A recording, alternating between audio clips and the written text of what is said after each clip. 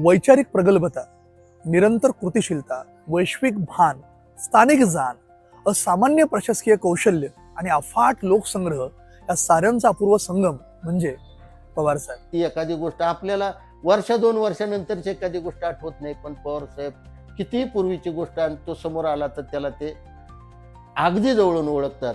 ज्या वेळेला साहेब 67 सालापासून इलेक्शनला उभा राहिले तर आज तगायत साहेबांनी माघारी बघितलं नाही.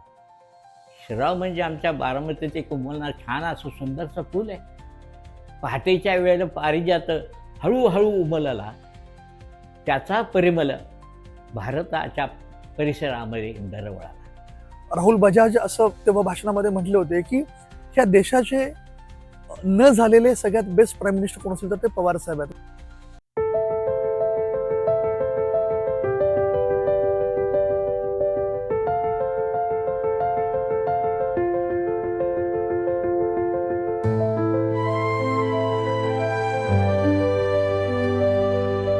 नमस्कार, मी आयेशा सय्यद. नेत्याच्या गावात या सिरीजच्या दुसऱ्या भागात आपण आलेलो आहोत. महाराष्ट्राचे 4 वेळा मुख्यमंत्री राहिलेल्या शरद पवार यांच्या बारामतीतल्या काटेवाडी या गावात संरक्षण मंत्री, कृषी मंत्री असताना शरद पवारांनी केलेल्या कामाचे बारामतीकर दाखले देत असतात. त्या शरद पवारांची स्वतःची काटेवाडी कशी आहे, काटेवाडीचा किती विकास झालाय, चला तर मग पाहूयात.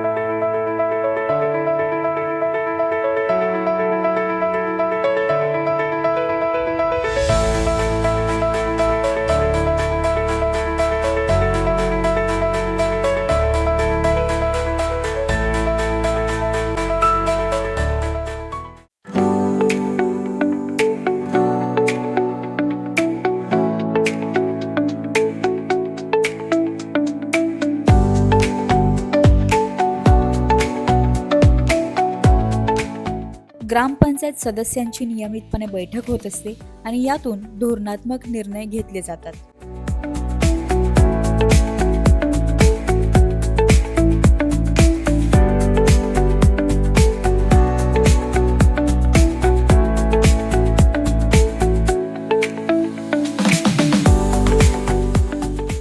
ग्रामसभेच्या माध्यमातून लोकांचाही ग्रामपंचायतीच्या कामामध्ये सहभाग असतो.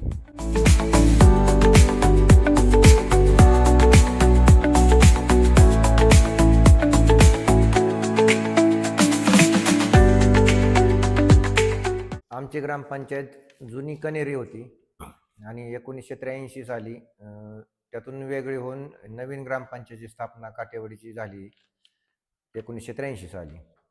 तर आमच्या गावाची लोकसंख्या आहे 9,000 आणि कुटुंबाची संख्या आहे 1,600 आणि सदस्य संख्या एकूण 16 आहे. ग्रामपंचायत बॉडी 16ची आहे. तरी काटेवाडी गावामध्ये संपूर्ण 100% स्वच्छ पाणी, फिल्टरचं पाणी प्रत्येक नागरिकाला मिळतं. तर काटेवाडी गावाला निर्मल ग्राम पुरस्कार मिळालेला आहे, सायबर ग्राम मिळालेला आहे, इको विलेज आहे. संत गाडगे बाबा ग्राम स्वच्छता अभियान मधील पण महाराष्ट्र राज्यातील पहिला पुरस्कार मिळालेला आहे. असे अनेक पुरस्कार काटेवाडी ग्रामपंचायतीला मिळालेले आहेत. त्या माध्यमातून खूप मोठी बक्षिसं पण मिळालेली आहेत. आदरणीय सुनेत्रावहिनी पवार यांनी 2000 साली ग्राम स्वच्छता अभियानची मोहीम हाती घेतली आणि त्यांनी सर्व सर्व गावाला एकत्र केलं. ज्यावेळेस कैलासवासी आर आबा पाटील जलसंपदा मंत्री होते, ग्रामविकास मंत्री होते, त्यावेळेस त्यांनी ही पुरस्काराची घोषणा केली ग्राम स्वच्छता अभियानचा. त्यानंतर सुनेत्रावहिनींनी 2000 साली पुरस्कार त्याच्यावरती काम करण्यासाठी सुरुवात केली आणि संपूर्ण काटेवाडीकरांनी एक 7 ते 8 वर्ष सुनेत्रावहिनींच्या मार्गदर्शनाखाली खूप छान काम करून सर्व विभागात राज्यातील पहिला पुरस्कार मिळवून दिला. काटेवाडी सुरुवातीला आम्ही पाहत होतो त्यावेळेसची काटेवाडी अतिशय विखुरलेली काटेवाडी होती. अस्वच्छता इतकी गावात होती की तुम्ही कुठल्याही बाजूने गावात जर एंट्री करायची म्हणलं तर नको वाटायचं. अगदी नाकाला हात लावून माणसं गावात यायची. पाहुणेरावळी अपमानास्पद बोलायची की काय तुमचं गाव हे ती. त्या काळी सुनेत्रा वहिनींनी 100% गावासाठी काम केलं. सुनेत्रा वहिनी होत्याच, पूर्ण पवार फॅमिली होती आणि त्यांचं कष्टांनी बाकीच्या गावातील सगळ्या तरुणांनी असेल किंवा अख्खं गाव म्हणलं तरी चालेल की त्यांच्या पाठीशी खंबीरपणे उभं राहिलं. मग त्यातून साहेबांचं काय मार्गदर्शन असेल, दादांचं काय मार्गदर्शन असेल आणि त्याच्यातून गावाचा विकास होत गेला. स्वच्छतेची आवड निर्माण झाली, स्वच्छतेचं महत्त्व पटलं आणि त्या पद्धतीने गावाचा विकास झाला आणि गाव महाराष्ट्र राज्यामध्ये 1 नंबरला आमचं गेलं होतं आणि त्याचा फायदा आजही आहे सगळ्यांना, नाही असं नाही. 1967 साली शरद पवार हे युवक काँग्रेसमध्ये ऍक्टिव्ह होते. ते महाराष्ट्रभर दौरे करत होते. तेव्हा विधानसभेची निवडणूक लागली. तेव्हा बारामतीतून लढणार कोणाचा प्रश्न निर्माण झाला. त्यावेळेला शरद पवारांचं नाव पुढे केलं गेलं. मात्र शरद पवारांना उमेदवारी देऊ नये अशी बारामतीतल्या स्थानिक लोकांचं म्हणणं होतं. त्यासाठी एक मतदान थोडक्यात घेण्यात आलं. 12 लोक होते. त्यापैकी 11 जणांनी शरद पवारांना उमेदवारी देऊ नये असं म्हटलं, तर केवळ शरद पवार या मताचे होते की स्वतःला उमेदवारी मिळायला हवी. आता या सगळ्यात असा तेढ निर्माण झाल्यानंतर हा तेढ गेला यशवंतराव चव्हाणांकडे. यशवंतराव चव्हाणांनी विचारलं, 270 महाराष्ट्रात जागा आहेत, त्यापैकी काँग्रेस किती जिंकू शकतं? तर समोर बसलेल्या पदाधिकाऱ्यांनी सांगितलं की आपण 190 ते 200 जागांपर्यंत जाऊ शकतो. मग यशवंतराव म्हणाले, असं समजा की आपली बारामतीची जी देखील जागा पडेल, आपण तिथे निवडून येणार नाही आणि आपण केवळ 189 किंवा 199 जागा जिंकू असं गृहीत धरा. मात्र बारामतीची उमेदवारी ही शरदलाच मिळेल असं यशवंतरावांनी ठणकावून सांगितल्यानंतर अर्थातच शरद पवारांना उमेदवारी दिली गेली आणि शरद पवार बारामतीतून निवडून आले. आणि तेव्हापासून आत्तापर्यंत शरद पवार एकही कोणतीही निवडणूक हरलेले नाहीत. आजही ते महाराष्ट्राच्या आणि अर्थातच देशाच्या राजकारणात देखील सक्रिय आहेत. तालुक्यातले काय लोक घेऊन कमल पाटील आमच्यासारखे काय लोक घेऊन ते असे प्रत्येक गावात फिरायचे. एकदाच असा प्रसंग आला की पंचायत समितीची गाडी होती आणि रस्त्यात चिखल होता. ड्रायव्हर काय डेअरिंग करणार गाडी घालायचे. मग ड्रायव्हरला म्हणले तू उतर खाली आणि स्वतः साहेबांनी ती गाडी चालवली आणि त्या चिखलातून बाहेर काढले. म्हणजे असे साहेबांचं कुठं ना कुठं डेअरिंग असायचं. काम करायचे, सतत फिरायचे आणि लोकांना मदत करायचे. लोकांना वाटायचं देवच आपल्या घरी आलंय. अशा परिस्थितीत लोक त्यांचे दर्शन घ्यायचे, पाया पडायचे आणि त्यांना पाहिजे ती मदत किंवा पाहिजे तसं सहकार्य, पाहिजे तेवढा पाठिंबा असे देत असायचे. ज्या वेळेला साहेब 67 सालापासून इलेक्शनला उभा राहिले आज तागायत साहेबांनी माघारी बघितलं नाही. महाराष्ट्राची तर उन्नती केलीच, पण दिल्ली सरकारमध्ये जाऊन सुद्धा त्यांनी मोठे काम केलेले आहे. आणि हे साहेब आमचे सर्वांचे आवडते नेते आहेत बारामतीकरांचे आणि आम्ही त्यांना कधीही सोडणार नाही. नेतृत्वाची व्याख्या करताना एक जण असं म्हणतो, leadership is an action not in position. तसंच कुठल्या पोझिशनशी संबंध नसतानाही एखाद्या व्यक्तीची कृती ही त्याला नेतृत्वाकडं कशा पद्धतीने नेते ते जर बघायचं असेल तर ऑब्व्हियसली आपण आदरणीय शरदचंद्रजी पवार साहेबांचं उदाहरण घेऊ शकतो. 1967 साली जरी ते पहिल्यांदा आमदार झाले वयाच्या 27व्या वर्षी, तरी त्यापूर्वी जे अगदी महाविद्यालयीन जीवनापासून शरद पवार साहेबांना राजकारणाची, समाजकारणाची आवड होती आपल्या सगळ्यांना माहिती आहे. म्हणजे ज्या तरुणाला राजकारणात पदार्पण करावंसं वाटतं, आपलं करिअर सुरू करावंसं वाटतं, त्याच्यासाठी शरदचंद्र पवार साहेबांचं राजकारणातला जो प्रवास आहे हा प्रवास त्याच्यासाठी आदर्श आहे असं मला वाटतं. आत्ता आपण ज्या कॅम्पसमध्ये बसलो तो कॅम्पस विद्या प्रतिष्ठान कॅम्पस आहे बारामतीमधला. विद्या प्रतिष्ठान ही तीच संस्था जी स्वतः आदरणीय शरदचंद्रजी पवार साहेबांनी स्थापन केलेली आहे. आणि 1974 नंतर बारामतीमध्ये जेव्हा ह्या पट्ट्यामध्ये MIDCच्या परिसरात 1992-93च्या दरम्यान म्हणजे 20 वर्षापूर्वी अगोदर त्यांनी विद्या प्रतिष्ठानचं इंग्लिश मिडियम स्कूल सुरू केलं, जे रेल्वे स्टेशनच्या समोर आहे, आपल्या सगळ्यांना माहिती आहे. पण त्यानंतर 1990-91च्या काळात जेव्हा त्यांना वाटलं की आपल्याला बारामती आणि पंचक्रोशीतल्या लोकांची शिक्षणाची गरज त्यांची भागवली गेली पाहिजे, त्यांना चांगला शिक्षणाचा पर्याय उभा राहायला पाहिजे, तेव्हा विद्या प्रतिष्ठान महाविद्यालयाचा कॅम्पस या ठिकाणी सुरू झाला. मी स्वतः ह्या कॉलेजचा विद्यार्थी आहे. DED नंतर जेव्हा माझं FY मला करायचं मी या ठिकाणी आलो आणि म्हणून आज पवार साहेबांच्या वाढदिवसाच्या निमित्ताने माझी मतं मला सांगायची, तेव्हा ह्या कॅम्पसमध्ये ती मतं शेअर करत असं मला वाटलं.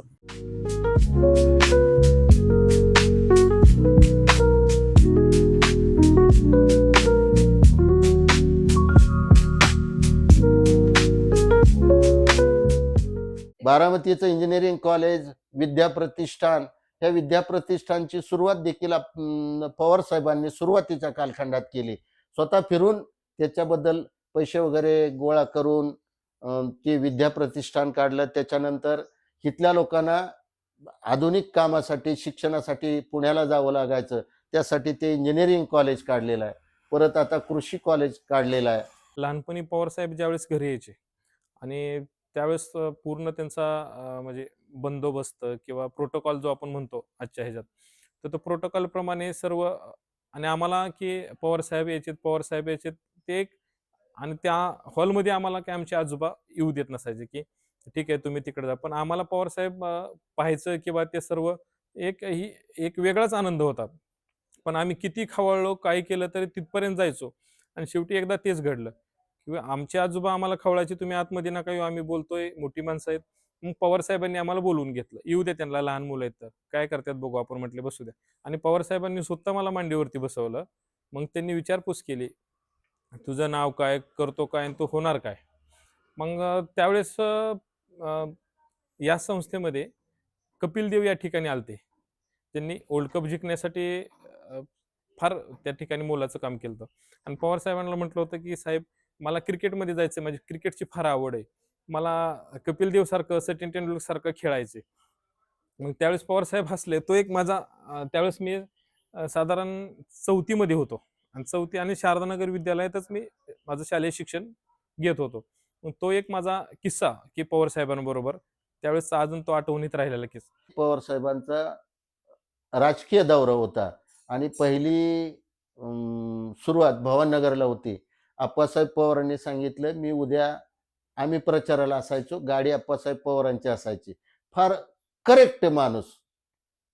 सगळ्या गोष्टी तंतोतंत बरोबर असणारं. स्वतःची गाडी, स्वतःचा स्पीकर, स्वतःचा अलाउन्सर, स्वतःचा ड्रायव्हर, ही कुठं गेल्यानंतर सभेत कुणाचा स्पीकर असला तर लावणार नाही, स्वतःची गाडी लावणार. 4 भोंगे वगैरे असायचं आणि एक दिवशी पवार साहेबांचा भवाननगर पासून दौरा होता आणि त्या दौऱ्याची जबाबदारी पूर्णपणे माझ्यावर सोपवली होती. तो एक अत्यंत अविस्मरणीय प्रसंग माझ्या आयुष्यामध्ये घडून गेला. पवार साहेबांना मी भवाननगरला घेतलं आणि पवार साहेबांच्या सगळ्या व्यवस्था करण्याची जबाबदारी, त्यांचा स्वभाव मला आप्पासाहेबांनी सांगितला होता, की "तू अशा-अशा पद्धतीने त्यांचं काम कर." मी त्यांना घेऊन गेल्यानंतर गाडीतनं उतरेपर्यंत ड्रायव्हरला सांगणे, स्टेज शेजारी गाडी लावणे आणि तिथल्या सभेमध्ये वर नेऊन पवारसाहेब बसतील इथपर्यंतची व्यवस्था करणे. इथपर्यंतचं काम करायचं. लोकं आली तर लोकांना बाजूला थांबवणं, त्यांना त्रास होईल अशी कुठली गोष्टी होऊ न देणं. अशा गोष्टी मी लासुर्ण्यापर्यंत, बेलवाडीपर्यंत केल्या. पण बेलवाडीमध्ये वालचेनगर जंक्शनचा एक कार्यकर्ता आला. तो सतत मध्ये घुसायचा. त्याच्यामुळे मला आला संशय, की हा मध्ये का घुसतोय? म्हणून मी त्याला विचारलं, की "तुम्हाला नेमकं काय हवंय? पवारसाहेबांना भेटायचंय? तुम्हाला काय सांगायचंय का? तुम्हाला काय त्यांना निवेदन द्यायचंय का?" "नाही" म्हणले. "मग तुम्हाला नेमकं करायचंय का? तुम्ही मध्ये का घुसताय?" "नाही" म्हणले, "पवारसाहेबांना मला घरी घेऊन जायचंय." अहो म्हणलं, त्यांचा राजकीय दौरा चालू आहे आणि तुम्ही त्यांना घरी न्यायची भाषा करताय. आता त्यांचा प्रत्येक गोष्टीचा वेळ ठरलेला आहे आणि मग ह्याच्यातून आपण काय. "नाही" म्हणले, "रोडवरच माझं घर आहे आणि जाता जाताच मला हे करायचंय. पण मला पवार साहेबांना घरीच न्यायचंय, नाही तर मी गाडीलाच आडवं झोपेन." आता एवढं सांगितल्यानंतर माझी झाली पंचायत. मग लासुर्ण्याच्या सभेत पवार साहेब जाऊन बसल्यानंतर दुसरे कार्यकर्ते बोलूस तर मी पवार साहेबांशी जाऊन बोललो, की "आपल्याला जाताना रूटवरती असा-असा एक कार्यकर्ता आहे आणि त्या कार्यकर्त्याचा आग्रह आहे, की आपण एक 2 मिनिटासाठी का होईना त्यांच्या घरी जायचंय आणि जर नाही आले पवार साहेब, तर मी गाडीला आडवं झोपीन म्हणतोय. तर मग काय करायचं?" मला म्हणले, "ती माझी नाही जबाबदारी, तुझी जबाबदारी आहे. तुला काय करायचंय ती तू ठरव."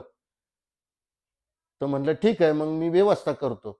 मग त्याला लासुर्ण्यामध्ये सांगितलं, "तुम्ही जावा तुमच्या घरी. पवार साहेब, मी त्यांना घेऊन यायची व्यवस्था करतो. तुम्ही तिथली व्यवस्था करा."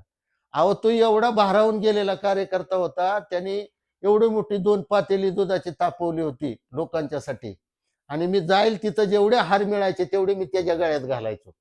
त्यांनी तो एवढा भारावून गेला होता आणि मग पवारसाहेबांना गामा म्हणून पवारसाहेबांचे ड्रायव्हर अजूनही आहेत त्यांच्याकडे.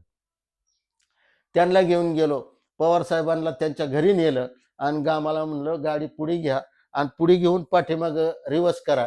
कारण त्यांच्या दारात म्हणलं साहेबांच्या गाडीच्या टायरचा वन उठला पाहिजे. आणि मग खाली उतरल्यावर ती सगळी परिस्थिती बघितल्यावर पवारसाहेब बी शांत झाले. त्यांना बसायला दिलं. कार्यकर्त्यांचा तापा होता. बाकीच्यांना दूध पवारसाहेब म्हणले, "मी काय दूध घेणार नाही. मला कोरा चहा करायला सांग." मग त्या ठिकाणी पवार साहेबांनी त्या कार्यकर्त्याच्या घरचा कोरा चहा घेतला आणि बाकीच्यांना दूध दिलं. आणि मग पवार साहेब मला म्हणले, झालं का त्याचं समाधान, त्याला विचार. मग त्याला बोलवून घेतलं. मी म्हणलं, तुम्हाला आता काय म्हणायचंय का साहेबांना? ही जी एका सर्वसामान्य कार्यकर्त्याचं मन जाणणं, त्याला समजून घेणं आणि त्याच्या मनामध्ये आपल्याबद्दल एक आदराची भावना निर्माण करणं, हा जो विचार होता पवार साहेबांचा, त्याच्यामुळं महाराष्ट्रामध्ये ते नावानिशी लोकांना ओळखायचे. कुठलाही कार्यकर्ता असला तर तो विनायक कारे त्याला इकडे येऊ द्या असं म्हणलं की पब्लिक सुद्धा अचंबित व्हायचं. शरीरांना वेळेचं फार अतिशय महत्त्व आणि ते स्वतः वेळ अतिशय पाळतात. त्याचा मला एक 5-6 ठिकाणी अनुभव आलेला आहे.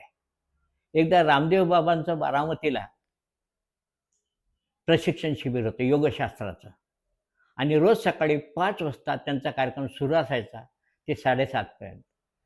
उद्घाटनाच्या कार्यक्रमाला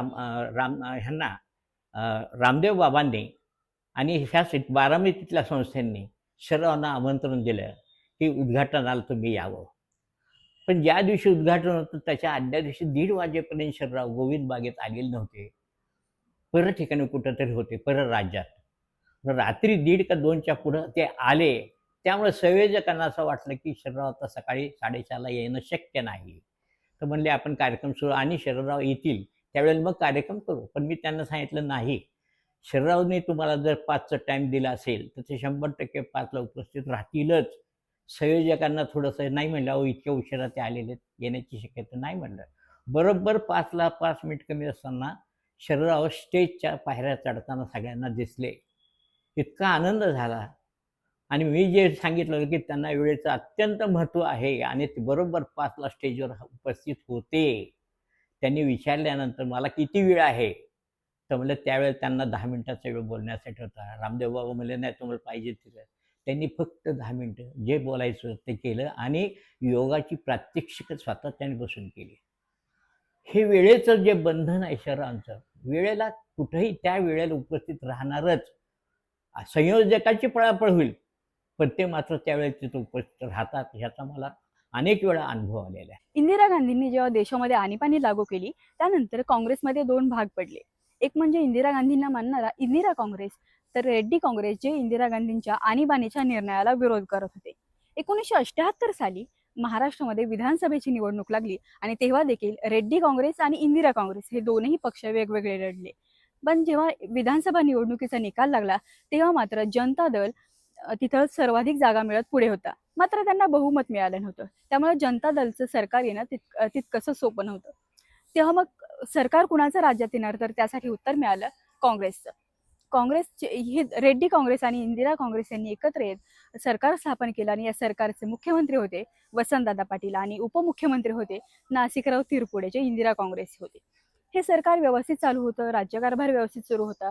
मात्र नासिकराव हे यशवंतराव आणि त्याचबरोबर वसंतदादा यांच्या विरोधात त्यांच्यावर टीका करताना दिसले आणि त्याचा परिणाम असा झाला की वसंतदादांचं सरकार पडलं. त्याला कारणीभूत कोण होतं, तर ते होते शरद पवार. 40 आमदारांसह शरद पवार या सरकारमधून बाहेर पडले आणि त्यांनी नवीन सरकार स्थापन करण्याचं ठरवलं. या 40 आमदारांबरोबरच इतर काही मित्रपक्ष त्यांनी सोबत जोडले आणि नवं पुरोगामी लोकशाही दल सरकार राज्यात अस्तित्वात आलं. हे पुलोद सरकार पुढचे काही वर्ष राज्यात सत्तेत राहिलं. मात्र वयाच्या अवघ्या 38व्या वर्षी शरद पवार सर्वात तरुण मुख्यमंत्री बनले महाराष्ट्राचे आणि तिथून शरद पवारांच्या राजकीय कारकिर्दीचा नवा टप्पा सुरू झाला.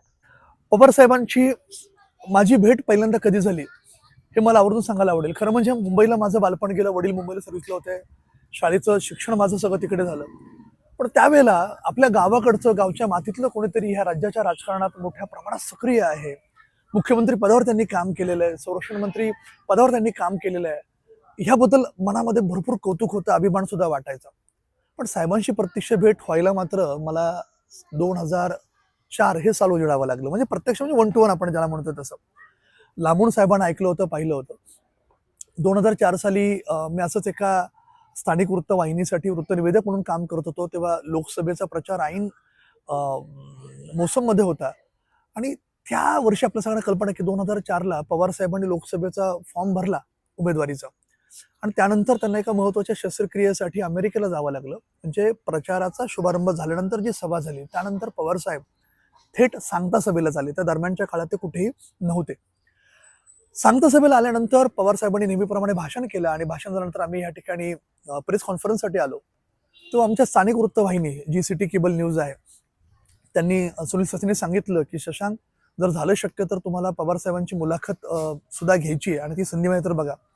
खरं म्हणजे नॅशनल लेवलचे मराठी, हिंदी, इंग्रजी भाषेतले अनेक वृत्तवाहिन्यांचे प्रतिनिधी त्यावेळेला पवारसाहेबांच्या प्रेस कॉन्फरन्ससाठी आले होते. त्यात पवारसाहेब अख्ख्या प्रचारात कुठेच नव्हते, डायरेक्ट सांगता सभेला आले होते शस्त्रक्रियेमुळे. त्यामुळे त्या प्रेस कॉन्फरन्सविषयी लोकांच्या मनामध्ये उत्सुकता होती. सगळे वेगवेगळ्या चॅनेलचे लोक बूम हातामध्ये घेऊन जेव्हा साहेबांसाठी थांबलेले आहेत तेव्हा ह्या सगळ्यांमध्ये आपण आता आपला नंबर स्थानिक वृत्तवाहिनीत आपल्या म्हणजे माझं तर नावही कोणाला माहीत नसेल, आपण अगदी पोरगेलेसे आहोत, नौखे आहोत, हा विचार मनामध्ये होता. साहेबांना बिदबीत विचारलं, साहेब तुमची मुलाखत मिळू शकेल का? साहेबांनी हातामधला बूम पाहिला, बारामती वार्तापत्र असं त्याच्यावर लिहिलं होतं. साहेब हसले, बाकीच्यांना म्हणले, अरे बाबा हा माझा मतदार दिसतोय, बारामती मधला आहे, त्यामुळं त्याला अगोदर नंबर द्यावा लागेल, तुमची काही अडचण नाही ना. सगळ्यांनी हसून मान डोलावली, तो भाग वेगळा. आणि मग पवार साहेब म्हणले ठीक आहे, 5 मिनिटानंतर आपण आपली मुलाखत घेऊया. याच समोर पलीकडे विद्याप्रतिष्ठानचा जो कॅम्पस आहे, ज्याला आपण VITचा कॅम्पस म्हणतो, IT चा कॅम्पस म्हणतो, त्या कॅम्पसमध्ये साहेबांची मुलाखत घ्यायची होती. आता खरं म्हणजे पवार साहेबांची मुलाखत घ्यायची याचा ताण मनावरती होता. ज्या व्यक्तीने 4 वेळा मुख्यमंत्री भूषवलंय, संरक्षण मंत्रीपद सांभाळलंय, जी व्यक्ती साधारण 35 वर्ष ते 37 वर्ष सक्रिय राजकारणामध्ये, मी 2004ची गोष्ट सांगतो, ताण होता मनामध्ये. प्रश्न डिसाईड केले. जेव्हा मुलाखत सुरू व्हायची वेळ झाली, कॅमेरा सुरू झाला, तेव्हा माझं दडपण पवारसाहेबांना जाणवलं. त्यांनी कॅमेरा बंद करायची सूचना देऊन सांगितलं की काही काळजी करू नका, तुमच्या मनात जे आहे ते बिंदास विचारा, मी उत्तर देईल. कारण म्हणजे माझ्यासारखा एखादा तरुण मुलासाठी त्यांनी एवढं वेळ काढून सूचना करणं किंवा ती काळजी घेणं हे माझ्यासाठी फार अनपेक्षित होतं. माझ्यासाठी तो भारावलेला क्षण होता. आणि मग थोडंसं 1-2 मिनिटाचा ब्रेक घेतला आणि नंतर ती परत मुलाखत सुरू झाली. 12 ते 15 मिनिटाची ती मुलाखत होती. त्या मुलाखतीमध्ये साहेबांनी जे ज्या प्रश्न म्हणजे मी विचारले त्याची उत्तरं फार मनमोकळेपणाने दिली. त्यात त्यांचा मार्मिकपणा, दिलखुलासपणा, मुत्सद्दीपणा त्यातही परत डोकावत होता. आणि त्यानंतर ती मुलाखत संपली. पण ती मुलाखत माझ्या आयुष्यासाठी एक मोठा ट्रिगर पॉईंट ठरली की थोड्या मोठ्यांच्या सहवासात गेल्यावर त्यांच्या व्यक्तिमत्वाचे अनेक पैलू आपल्याला कळतात. पण पवारसाहेब काय जादू हे त्या दिवशी अनुभवला, का सांगतोय? पवारसाहेबांच्या राजकीय वाटचालीचा जर आपण अंदाज पाहिला तर असं लक्षात येईल की पवारसाहेबांनी राजकारण करत असताना साहित्य, कला, क्रीडा, समाजकारण किंवा सांस्कृतिक क्षेत्रामध्ये काम करणारी मंडळी, उद्योग, व्यवसाय, संशोधन या प्रत्येक क्षेत्रातल्या नोकरदार, या प्रत्येक क्षेत्रातल्या माणसांचा त्यांचा पहिल्यापासून चांगला संपर्क आहे. काटेवाडीमध्ये अद्ययावत प्राथमिक आरोग्य केंद्र देखील आहे. 24 तास हे प्राथमिक आरोग्य केंद्र कार्यरत असतं. त्यामुळे इथं डिलिव्हरी केल्या जातात. तसेच कुटुंब कल्याण, कुटुंब नियोजन शस्त्रक्रिया दर आठवड्याला इथं राबवल्या जातात. 30 वर्षावरच्या पेशंटचं ब्लड प्रेशरची तपासणी आणि रक्तातील साखरेची तपासणी केली जाते आणि त्याच्यावर उपचार केले जातात. क्षयरोग आणि लेप्रसी म्हणजे कुष्ठरोग ह्या आजारावर इथं तपासणी करून त्याच्यावर मोफत उपचार दिले जातात. कॅन्सरची तपासणीही केली जाते.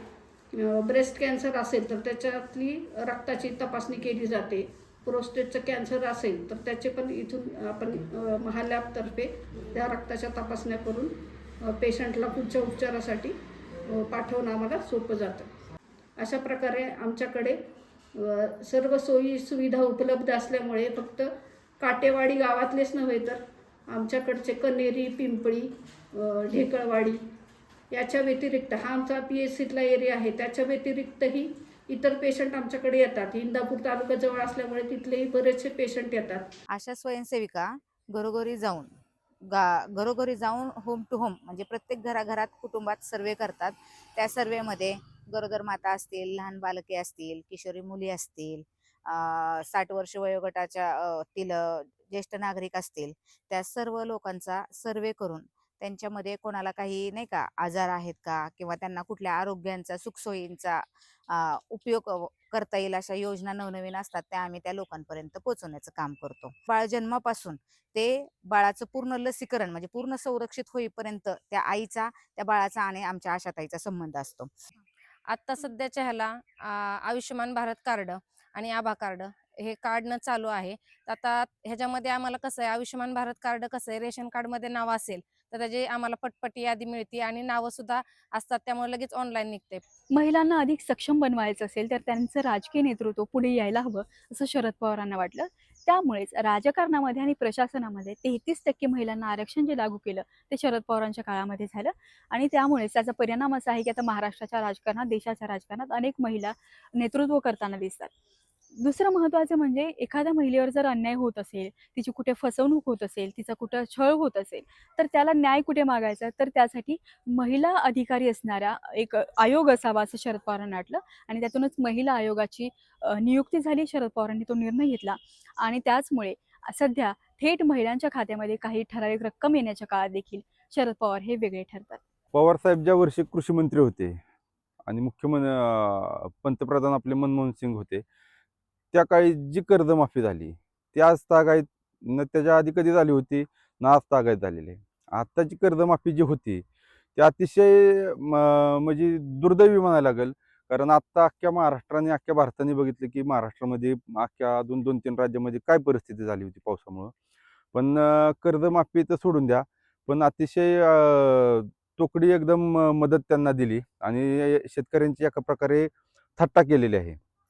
कर्जमाफी कशी असावी तर हे पवार साहेबांकडून शिकलं पाहिजेत. कुठल्याही नियम अटी न घालता अख्ख्या भारतभर त्यांनी वन टाइम जवळपास 70 ते 75 हजार कोटीची कर्जमाफी केली होती. आता कर्जमाफी धोरण अशा पद्धतीने येतंय की शेतकरी जास्त कर्जबाजारी होत चाललाय. त्यातून आता आपल्या महाराष्ट्र राज्याच्या सरकारने असं सांगितलंय की येणाऱ्या जूनमध्ये आम्ही तुम्हाला कर्जमाफी देऊ. आता जूनमध्ये कर्जमाफी द्यायचं ह्यांचं त्यांनी सांगितलंय, आश्वासन दिलंय. पण नियमाने आता मार्चमध्ये जर कर्ज नाही भरलं तर मी थकीतमध्ये जातोय. थकीतमध्ये गेल्यानंतर त्याचा परिणाम असा होतोय की कर्जाचा डोंगर वाढत जातोय. जे मी आता कर्ज भरू शकतोय ते सुद्धा भविष्यात जाऊन मी भरू शकत नाही. मग आता कर्ज भरायचं का नाही भरायचं हा 2 प्रश्न सगळ्या शेतकऱ्यांसमोर पडलेले आहेत. आणि आता जी कर्ज बाजारीपणा जो वाढल ह्याला सगळ्यात जास्त कारणीभूत हे मुख्यमंत्री आणि 2 उपमुख्यमंत्री राहतील. कारण फक्त आणि फक्त खोटी आश्वासनं ह्यांच्याकडनं मिळतात आहे. कर्जमाफी करायला ह्यांच्या नियमन अटी इतक्या आहेत. KYC आपल्याला आता नुकसान भरपाई मिळायची असेल त्याला 10 वेळा KYC करायला लागते. ही कुठली पद्धत आहे ह्यांची? त्याच्यापेक्षा तुम्ही करूच नका ना, सोडून द्या ना विषय. तुम्ही करू शकत नाही कर्जमाफी, तुमचं ते काम नाही. कर्जमाफी फक्त एकच माणसाने दिली, ते म्हणजे पवार साहेब. 2004ला UPA सरकार सत्तेत येत होतं आणि त्यावेळेला केंद्रात मंत्री असणार होते शरद पवार. त्यांच्याशी बोलण्यासाठी प्रणव मुखर्जी त्यांना भेटायला आले. त्यावेळेस प्रणव मुखर्जींना वाटलं कदाचित परराष्ट्र खातं, गृह खातं किंवा संरक्षण खातं शरद पवार मागतील. मात्र शेतकरी पुत्र असणाऱ्या शरद पवारांनी खातं मागितलं ते म्हणजे कृषी खातं. मात्र त्यांनी त्यावेळेला एक अट ठेवली, शेतीशी संबंधित असणारी इतर खाती आपल्याकडे असावीत असा आग्रह शरद पवारांनी केला आणि त्यातून अन्न प्रक्रिया, जलसंधारण ही खाती शरद पवारांकडे आली. त्याचा अर्थातच परिणाम असा झाला की एखादा निर्णय घ्यायचा असेल तर त्याच्याशी संबंधित असणारी खाती शरद पवारांकडे असल्यामुळे निर्णय घेणं सोपं झालं. जेव्हा शरद पवारांकडे कृषी खातं आलं तेव्हा त्यांच्या लक्षात आलं की कृषी क्षेत्रामध्ये संशोधनच होत नाही. त्यामुळे त्यांनी ज्या रिक्त जागा होत्या त्या जागांवरती नवीन संशोधकांची नेमणूक केली आणि त्यातून शेतीमध्ये नवनवं संशोधन व्हायला लागलं. मे 2004 ते मे 2014 या 10 वर्षांच्या काळामध्ये शरद पवारांनी शेती क्षेत्रामध्ये काय काम केले हे पाहायचं असेल तर काही आकडेवारी पाहणं महत्त्वाचं ठरतं. 1974 साली देशामध्ये पहिलं कृषी विज्ञान केंद्र सुरू झालं आणि तेव्हापासून 2004 पर्यंत केवळ 290 कृषी विज्ञान केंद्र देशामध्ये होती. मात्र जेव्हा शरद पवारांनी 2004 साली हे खातं हातात घेतलं तेव्हापासून 2014 पर्यंत 340 नवी कृषी विज्ञान केंद्र देशामध्ये स्थापन झाली. याच 10 वर्षांच्या काळामध्ये देशामध्ये 138 नवी कृषी विद्यापीठं निर्माण झाली. त्याचबरोबर 2002 साली आपल्या भारतामध्ये तांदळाचं उत्पादन केवळ 3.4 दशलक्ष टन होतं, तर 2013 साली हेच उत्पादन 10 लक्ष टनांवर गेलं होतं. 2004 साली भारतात केवळ 6.2 अब्ज शेतमाल निर्यात होत होता, तर 2013 साली 39 अब्ज टन शेतमाल भारत निर्यात करू लागला. त्याचबरोबर देशामध्ये फळबाग वाढली पाहिजे यासाठी अनुदान देणं आणि त्याचबरोबर शेतकऱ्यांना प्रोत्साहित करणं हे शरद पवारांनी केलं. आणि शरद पवार जाणून होते की जर शेतकऱ्याला पुढे घेऊन जायचं असेल, शेतकऱ्याला जर का त्याच्या पायावर उभं करायचं असेल, तर त्यासाठी जितकं शेतीमध्ये उत्पादन निघणं गरजेचं आहे तितकंच त्याला अत्यल्प दरामध्ये कर्ज मिळणंही गरजेचं आहे. त्यावेळेला शरद पवारांकडे खातं आलं त्यावेळेला 12% व्याजदरानं शेतकऱ्याला कर्ज मिळत होतं. मात्र ज्यावेळेला हेच शरद पवारांनी खातं हातात घेतले तेव्हा केवळ 4% दरानं शेतकऱ्यांना कर्ज उपलब्ध झालं. याचा परिणाम असा झाला की शेतकऱ्याला हातभार मिळाला आणि त्यातून शेतकऱ्याने स्वतःचा विकास करायला सुरुवात केली. आणि शेतीमध्ये उत्पादनाबरोबरच शेतीतलं उत्पादन वाढण्याबरोबरच इतर त्यावर प्रक्रिया होणारे उद्योग देखील वाढायला हवेत. त्यासाठी शरद पवारांनी नवनव्या उद्योजकांना या क्षेत्रामध्ये संधी असल्याचं सांगितलं आणि त्यातून महाराष्ट्रात अनेक उद्योग उभे राहिले. मी जी शेती करतोय त्याच्यात माझी मेन उत्पादन आहे फळबागांचं. डाळिंब असेल, द्राक्ष असेल, द्राक्ष असेल, तर ह्याचे पूर्ण श्रेय जाते ते फक्त पवार साहेबांना. कारण पवार साहेब ज्या वर्षी कृषी मंत्री होते त्यावेळेस त्यांनी निर्णय घेतला की फळबागाला 100% अनुदान द्यायचं. आणि खऱ्या अर्थाने तिथूनच खरं प्रोत्साहन मिळालं फळबागेला आणि त्याच्यावरतीच शेतकऱ्यांची बऱ्यापैकी सुधारणा झाली. आणि आज त्याची फळं सगळ्या अख्ख्या भारतभर शेतकरी चाकत आहेत. त्याचं सगळं श्रेय हे पवार साहेबांना जातं.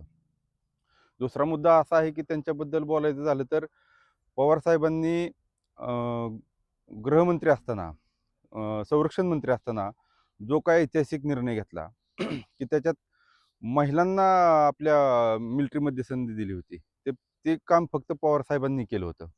तर ते अतिशय नावाजण्यासारखं काम आणि पारखण्यासारखं काम होतं. कारण महिलांना संधी देणं हा सोपा निर्णय नव्हता, पण पवार साहेबांनी त्या काळात हा निर्णय घेतला होता. त्याचा फायदा हा पूर्ण महिला वर्गांना झाला. त्याच्यानंतर पवार साहेबांनी 50% मुख्यमंत्री असताना 50% महिलांना राजकारणात संधी दिली. म्हणजे महिलांच्या बाबतीत जर झालं तर खऱ्या अर्थाने महिलांना न्याय दिला हा पवार साहेबांनी दिला. आज कुणी उठतंय सांगतंय लाडक्या बहिणी असं वगैरे, ही सगळ्या बोलथाप आहेत. न्याय फक्त पवार साहेबांनीच फक्त महिलांना दिलता, दुसरा कोण न्याय देऊ शकत नाहीये. अलीकडच्या काळामध्ये काही कारणास्तव पक्षांची जी फुटाफूट झाली आणि त्यानंतर आम्ही ठाम निर्णय घेतला की पवारसाहेबांबरोबर आपण राहायचं. तो निर्णय घेत असताना पवारसाहेबांनी आदरणीय ताई सुप्रियाताई आमच्या घरी आल्या आणि कामाला सुरुवात करा असं त्यांनी आम्हाला सांगितलं. परंतु कामाला आम्ही सुरुवात केली. आता पवारसाहेबांचं त्यावेळेस आमचं बोलणं किंवा एकत्रित असणार. आता मला स्वतःला असं अनुभवायचं यायचं की आता पवारसाहेबांना आपण कुठल्या ह्यानी सामोरे किंवा कुठल्या ह्यानी आपण हे करायचं. पण पवारसाहेबांचा स्वतःहून मला फोन आला की रोहन तू या ठिकाणी मला कारखान्यावरती भेटाय. आणि भेटाय म्हटल्यानंतर मी आपलं घाबरत गेलो भेटाय आणि पुढं उभा राहिलं की त्यांनी मला सांगितलं की मी पुन्हा एकदा ह्या तारखेला कॉलेजवरती येईल, त्या ठिकाणी तू ये. आता माझं आणखीन टेन्शन वाढलं. आता म्हटलं इथं काय बोलले नाहीत, आता काय झालं किंवा आपण काय नक्की करतोय, चुकी झाली काय आपल्याकडून. मग पुन्हा मला कॉलेजवरती बोलवलं. मी कॉलेजवरती बोलवलं की त्यांनी एक लेटर तयार केलं. लेटर तयार केलं आणि मला त्यांच्या हातून ते लेटर दिलं आणि मला म्हणले कामाला सुरुवात कर. मग मी ते लेटर बघितलं, मग त्यांच्यासमोर पाहिलं तर त्यांनी महाराष्ट्र राज्याच्या युवक उपाध्यक्ष म्हणून माझी पक्षातून निवड केली आणि मला सांगितलं की तुमचं संघटन चांगलं आहे, तुम्ही कामाला सुरुवात करा.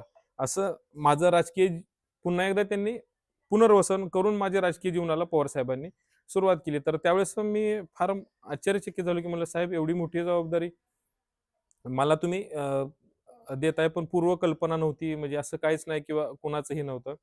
तर मी म्हटले त्यावेळेस पवारसाहेबांनी सांगितलं की म्हणले तू कितवीत होता त्यावेळेस तू माझ्या मांडीवरती बसून सांगितलं क्रिकेटमध्ये जायचंय आणि आज तुला राजकारणामध्ये झालं. तिथं काय झालं म्हणजे ती आठवण पवारसाहेबांची, एवढी शार्प बुद्धी असणारा नेता मी थक्क झालो की पवारसाहेबांचे विचार किंवा त्यावेळेस त्यांनी आमच्या आजोबांचे काही किस्से सांगितले. म्हणले अजून पण मला काही गोष्टी त्या स्मरणात आहेत किंवा कुठं काय आहे, कुणाचं काय.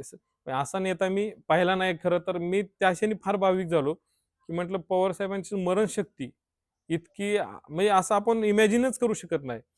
माझ्या मुलाला चित्रकलेमध्ये शंकर इंटरनॅशनल पुरस्कार प्राप्त झाला होता. त्याचं नाव मंगेश माधव जोशी. आणि हा पुरस्कार घेण्यासाठी मला दिल्लीला जावं लागलं होतं. राष्ट्रपतींच्या हस्ते हा कार्यक्रम होता. दिल्लीला कुठं राहायचा हा प्रश्न होता, पण महाराष्ट्र भवनमध्ये माझी राहण्याची सोय, माझ्या मुला ज्या चित्रकला शिक्षक पाटकांनी घडवलं त्यांना आम्ही दोघं आणि माझे बंधू असे आम्ही 6 जण दिल्लीला गेलो. शरदरावजींचा फोन आला आणि त्यांचे पी आले भेटायला, की तिथं न राहता तुम्ही साहेबांच्या बंगल्यावर बोलवलं त्यांनी. आणि त्यावेळेला माननीय शरदचंद्रजी पवार हे संरक्षण मिनिस्टर होते. त्यांनी आम्हाला जोशी परिवाराला घरी बोलवलं. त्यांच्यावर खाणं झाल्यानंतर सांगितलं तुम्ही इथंच राहायचं आणि हा कार्यक्रम मी त्यांची नेहणे आणण्याची सोय करतो. आणि शरदरावने आम्हाला खरंच त्यांच्या घरी ठेवून घेतलं. माझ्या मुलाची चौकशी केली, कुठलं चित्र काढलं, काय काढलं. आणि त्यावेळेला आमच्याशी बोलणं हे ते करून ते ताबडतोब हेलिकॉप्टरने आसामला जायचे होते. पण राष्ट्रपती भवनमध्ये कार्यक्रम केल्यानंतर तिथेही माझ्या मुलाचा उद्गार, त्याला पुरस्कार देताना राष्ट्रपती शंकर दयाळ शर्मा यांनी त्याला पुरस्कार देताना त्याच्याशी बोलले, शरद पवार का गाव का आदमी आहे, पाठीवर थाप मारली.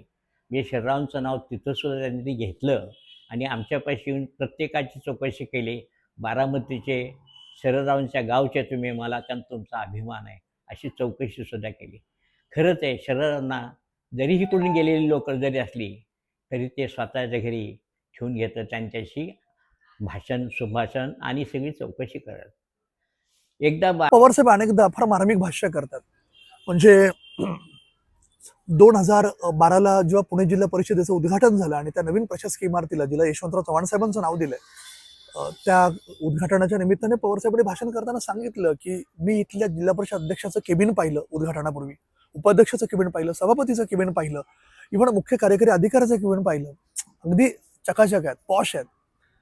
झेडपीची बिल्डिंग पण नजर लागण्याजोगी झाली. फक्त मला एवढंच म्हणायचं की ज्या सर्वसामान्य माणसासाठी ही जिल्हा परिषदेची इमारत आहे, म्हणजे ज्यांच्या सेवेसाठी आपण ह्या ठिकाणी आहोत, त्याला इथं आल्यावर ऑकवर्ड फील होईल. अगदीच असंही काही नको, म्हणजे त्याला इथं बसण्याची व्यवस्था झाली का, त्याचा प्रश्न मांडण्याची या ठिकाणी तशी सोय आहे का, तेही तितकंच महत्त्वाचं. म्हणजे इन्फ्रास्ट्रक्चर डेव्हलप करताना जो केंद्रबिंदू आहे तो केंद्रबिंदू कुठे दुर्लक्षित होता कामा नये असं पवारसाहेबांना त्या भाषणातून सांगायचं होतं.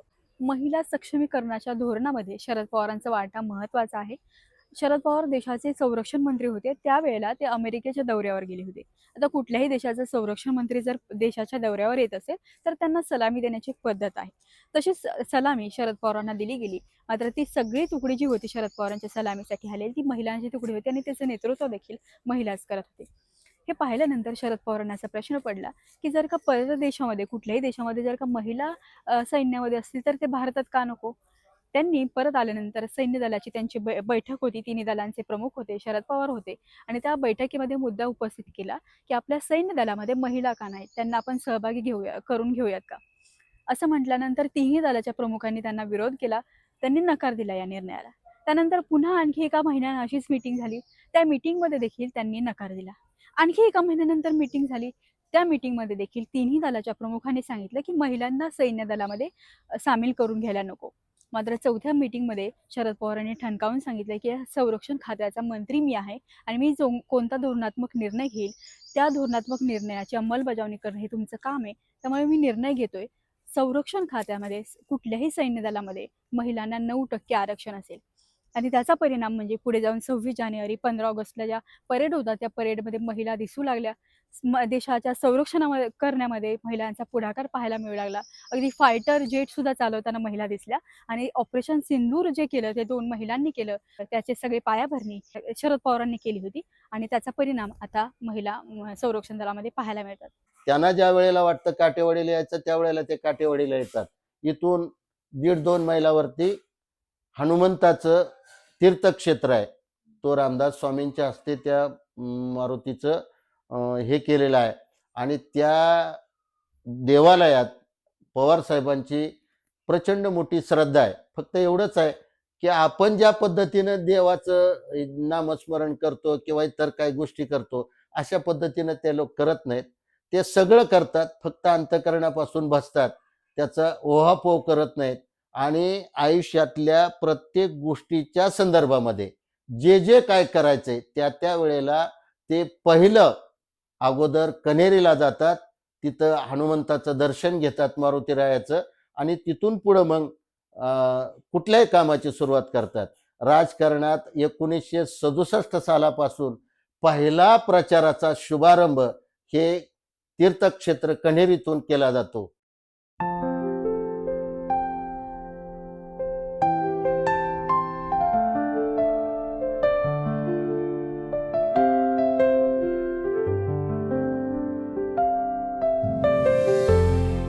एकदा बारामतीची ट्रिप मी 80 जणांची ज्येष्ठ नागरिकांची दिल्लीला घेऊन गेलो होतो आणि खरंच आम्हाला आनंद झाला. आम्ही ज्या वेळेला संसद भवन पाहण्यासाठी गेलो तिथंच आम्हाला कळलं की शरदराव आज अर्धा दिवस सुट्टी घेऊन घरी गेलेत, कारण बारामतीचे ज्येष्ठ नागरिक त्यांच्याकडे येणार आहेत. आणि ते सगळं पाहिल्यानंतर संध्याकाळी त्याने आमच्या सगळ्यांना भोजनासाठी बोलवलं.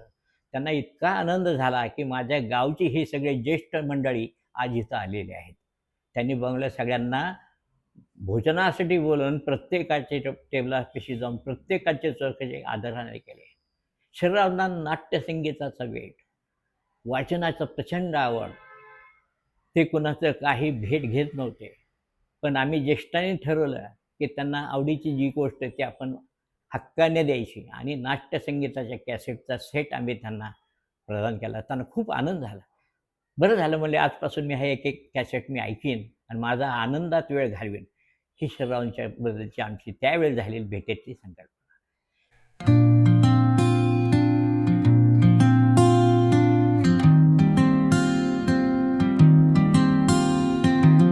बारामतीमध्ये शरद पवारांच्या नावाने एक म्युझियम आहे. VP कॉलेजमध्ये जेव्हा तुम्ही येता तेव्हा शरद पवारांचे वेगवेगळे फोटो, त्यांच्या वेगवेगळ्या स्मृती असणारे हे म्युझियम आहे.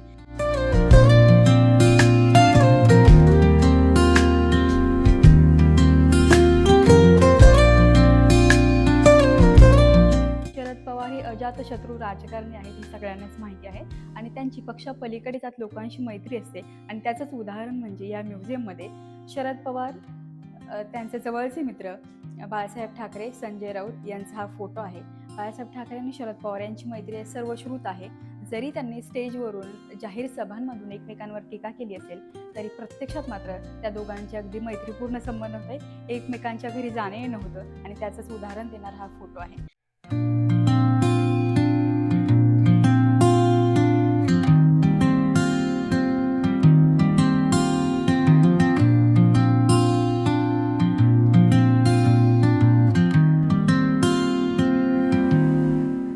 शरद पवारांचं वय 85 आहे आणि यातलं 65 वर्षे त्यांनी सार्वजनिक जीवनामध्ये त्यांचं आयुष्य व्यतीत केले.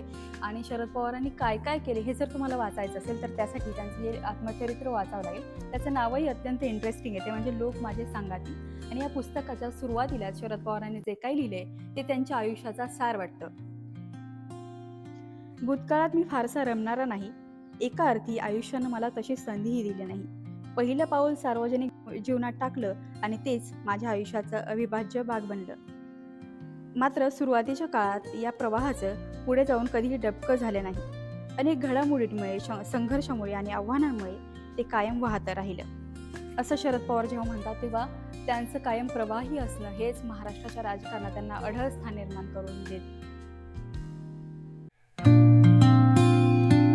2004 साली मुकेश अंबानी, राहुल बजाज, किरण मुजुमदार शॉ असे अनेक उद्योजक बारामतीमध्ये येऊन गेले. आपल्या बायोटेकचं उद्घाटन त्या दिवशी होतं.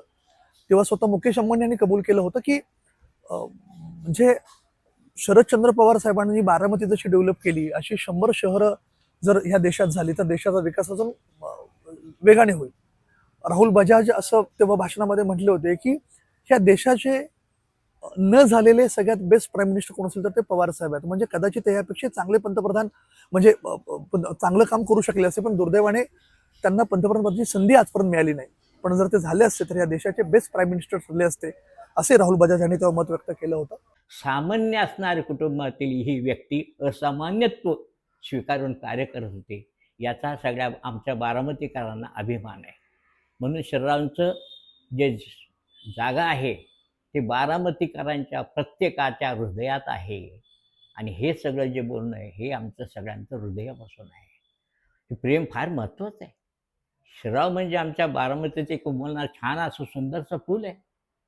पहाटेच्या वेळेला पारिजात हळूहळू उमलला, त्याचा परिमल भारताच्या परिसरामध्ये दरवळाला, अशी ही व्यक्ती. मान्य शरदरावांची आमची माझी पहिली भेट म्हणजे मी लहान असताना शाळेमध्ये हायस्कूलला असतो, 7वीत असताना शरदराव आमदारकीसाठी उभा राहिले होते. आणि त्यावेळेला गाव बारामती फार छोटं होतं आणि त्यामुळे शरदरावांचा प्रचार म्हणजे प्रत्येकाच्या घरी जाणार, प्रत्येकाची वैयक्तिक चौकशी करणार आणि त्यामुळं घरातल्या प्रत्येक व्यक्तीची माहिती त्यांना असल्यामुळे आमच्या घरी गांधर्व महाविद्यालय वडिलांचं होतं, संगीताचं विद्यालय, त्यांच्या बहिणी आमच्या घरी वाद्य शिकण्यासाठी येत होत्या. शरदराव बारामतीला आमच्या घरी आले, वडिलांशी बोलले आणि त्यांना खूप आनंद झाला. माझ्या वडिलांना ते गामासरी या नावानं ओळखत होते. असे हे शरदराव, त्यांची पहिली भेट आमची घरी झाली आणि आम्ही लहान लहान मुलं त्यांचा प्रचारसुद्धा गल्लीमध्ये झेंडे घेऊन त्यांचे नाव पुकारून यांना मते द्या असे म्हणून त्यांचा प्रचार आम्ही लहान असताना सुद्धा करतो. सूत्रसंचालन करताना पवार साहेबांच्या व्यक्तिमत्वाचे जे पैलू जाणवले, मग त्यात आणखी एक गोष्ट मला वरून सांगावी लागेल की पवार साहेब भाषण करताना किंवा मंचावर असताना त्या व्यक्तीला पुरेसा स्पेस देतात, म्हणजे ज्याची जी वेळ आहे ती त्याला पुरेशी उपलब्ध करून देतात. त्यात कुठे जास्त लुडबुड गडबड करत नाहीत. त्यामुळे कोणावर फारसं दडपण येत नाही. दडपण असलं तरी ते रिलॅक्स करण्याचं काम पवारसाहेब फार चांगल्या पद्धतीने करतात. याही वयामध्ये त्यांचं वाचन अफाट आहे, आपल्याला माहिती आहे. म्हणजे शरद तांदळे नावाचे आमचे मित्र आहेत, ज्यांनी रावण राजा राक्षसांचं हे पुस्तक लिहिलं. तर शरद तांदळेने असा एके ठिकाणी किस्सा शेअर केला होता आमच्याशी बोलताना, की म्हणाले, शशांक, मी अनेकांना पुस्तक दिलं, पण 2-2 वर्ष झाली तरी त्या पुस्तकाचा अभिप्राय काहींचा मिळाला नाही, 3-3 वर्ष झाली तरी. पण पवार साहेबांना पुस्तक एकदा अशा कार्यक्रम निमित्ताने दिलं आणि 11व्या दिवशी तर मला साहेबांचा मेसेज आला की फार चांगलं पुस्तक लिहिलंय आणि चांगला अभ्यास केला असं दिसतंय, शुभेच्छा पुढच्या वाटचालीसाठी. तर मला वाटतं ही गोष्ट फार दखल घेण्याजोगी आहे. म्हणजे आजच्या काळातही स्वतःला अपडेट कसं ठेवावं, जगात काय चाललंय हे समजून कसं घ्यावं, हे साहेबांकडून शिकलं पाहिजे. क्वाडा चित्रपट किंवा बबन चित्रपटाचे जे डिरेक्टर आहेत भाऊराव कराडे, तर त्यांनी अप्पासाहेब सभागृहात झालेल्या एका कार्यक्रमामध्ये आपला अनुभव सांगितला होता की क्वाडा चित्रपटाला राष्ट्रीय स्तरावरती नावाजलं गेलं, फिल्म फेस्टिवलला अनेक ठिकाणी चित्रपट दाखवला गेला. पवार साहेबांनी त्यांना एकदा भेटायला बोलवलं. हे थोडं दडपणाखाली होते, साहेबांना भेटायला गेले आणि सुरुवातीला चहा पण करताना साहेबांनी 5 मिनिटांमध्ये विचारलं की भाऊराव, सगळं खरं, चित्रपटाची आवड आहे, कलेची आवड आहे, चांगली जोपासताय, काम चांगलं करताय, पण शेत जमीन का विकली, म्हणजे विकायची घाई का केली? आणि भाऊरांना आश्चर्य वाटलं बाबा की मी माझी जमीन ह्या चित्रपटासाठी विकली आहे, ती घाण ठेवली होती, हे साहेबांना कसं काय कळलं? पण एखाद्या व्यक्तीबद्दलची किती माहिती पवारसाहेब काढत असतात किंवा ठेवत असतात हे पण समजून घेतलं पाहिजे, जे त्यांच्या राजकीय वाटचालीला सुद्धा उपयोगाला पडलं असं मला वाटतंय. आणि म्हणून असं वाटतं की आजूबाजूला जे घडतंय त्याची नोंद घेणारं, जगात काय घडतं त्याची नोंद घेणारं हे व्यक्तिमत्व आहे. प्राचार्य शिवाजीराव भोसले एके ठिकाणी नेतृत्वाची व्याख्या करताना असं म्हटले होते की ज्याला समाजाचं नेतृत्व करायचं आहे त्याचा एक पाय समाजामध्ये आणि एक पाय समाजाच्या बाहेर जगाच्या दिशेने असला पाहिजे. जर दोन्ही पाय जगाच्या दिशेने असतील तर काय होईल? त्याला जगात काय चाललंय कळेल, पण आपल्या समाजाचे प्रश्न, सुखदुःख काय, त्याच्यावर काय सोल्युशन काढलं पाहिजे हे कळणार नाही. दोन्ही पाय समाजाबरोबर असतील तर समाजामध्ये काय चाललंय कळेल, काय सुखदुःख ते कळेल, पण या प्रॉब्लेमवर सॉल्युशन काय काढायचं, जगात नेमकं ह्याच्यावर सॉल्युशन काय हे कळणार नाही. म्हणून एक पाय कम्युनिटीवर असला पाहिजे, एक पाय कम्युनिटीच्या बाहेर जगाच्या दिशेने असलं पाहिजे. शरदचंद्रजी पवार या व्यक्तिमत्वाचं पाऊल अशा पद्धतीचं आहे, ज्यांना तळागाळातली पण चांगली माहिती आहे, त्याचबरोबर जगात काय चाललंय त्याची पण चांगली माहिती असते. तुमच्या माझ्या पिढीने शरद पवारांचा सगळ्यात मोठा राजकीय डावपेच पाहिला तो 2019ला. 2019च्या विधानसभा निवडणुकीनंतर भाजपला सर्वाधिक जागा मिळाल्या होत्या, तर त्यामुळे अर्थातच भाजप आणि शिवसेनेचं सरकार सत्तेत येईल असं सर्वांना महाराष्ट्रात वाटत होतं. मात्र घडलं वेगळंच. शिवसेना ही मुख्यमंत्रीपदावर अडून होती, तर भाजपही मुख्यमंत्रीपद सोडायला तयार नव्हतं. अशात या 2 पक्षांमध्ये अत्यंत तणावाची परिस्थिती निर्माण झाली होती. त्यामुळे आता महाराष्ट्रात कुणाचं सरकार सत्तेत येणार याची चर्चा महाराष्ट्रात व्हायला लागली होती. पडद्यामागे वेगवेगळ्या पक्षाचे नेते एकमेकांना भेटत होते, भेटीगाठी चालू होत्या, एकमेकांना ऑफर्स देणं सुरू होतं आणि अशा सगळ्यात एक बातमी आली, ती म्हणजे महाविकास आघाडी राज्यात स्थापन होऊ शकते. काँग्रेस, शिवसेना आणि राष्ट्रवादीचे सरकार राज्यात सत्तेत येऊ शकतं. घडलंही तसंच. संजय राऊत वारंवार माध्यमांसमोर येऊन सांगत होते, मुख्यमंत्री हा शिवसेनेचाच होणार आणि आघाडीचं सरकार राज्यात येणार. मात्र या सगळ्यामध्ये अत्यंत अडचण अशी होती की काँग्रेस आणि शिवसेना हे 2 वेगवेगळे राजकीय विचारधारा असणारे पक्ष होते.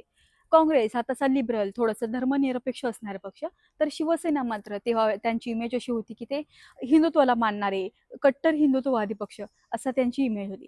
त्यामुळे हे दोन पक्ष एकत्र येणार तरी कसे? सोनिया गांधी आणि उद्धव ठाकरे यांच्या मनोमिलन कोण करणार? तर त्याचं उत्तर होतं शरद पवार. शरद पवारांनी या दोनही नेत्यांना समजावून सांगितलं, महाराष्ट्रातली सध्याची परिस्थिती पाहता आघाडीचं सरकार येणं महत्त्वाचं आहे. आणि त्यावेळेला आपण पाहिलं की सगळ्या पक्षांचे नेते एकत्र भेटत होते, महाविकास आघाडी होत होती आणि त्यामध्ये शरद पवारांची भूमिका महत्त्वाची होती. या सगळ्यातच घडलं असं की अजित पवार आणि देवेंद्र फडणवीस यांनी पहाटेचा शपथविधी केला, ज्याचे आपण सगळेजण साक्षीदार आहोत. मात्र अवघ्या काही औट घटकेचं हे सरकार ठरलं. काही तासांमध्येच हे सरकार कोसळलं आणि महाविकास आघाडी सत्तेत आली. उद्धव ठाकरे असं म्हणतात की ठाकरे कधीही मुख्यमंत्री पदाचे किंवा कोणत्याही संविधानिक पदावर बसणार नाहीत. ते उद्धव ठाकरे मात्र मुख्यमंत्री झाले आणि उपमुख्यमंत्री झाले अजित पवार आणि तिथून महाविकास आघाडी सरकार राज्यात स्थापन झालं. जुलै 2023ला अजित पवारांनी एक वेगळी भूमिका घेतली. ते भाजपसोबत गेले आणि एकनाथ शिंदेच्या सरकारमध्ये ते उपमुख्यमंत्री झाले.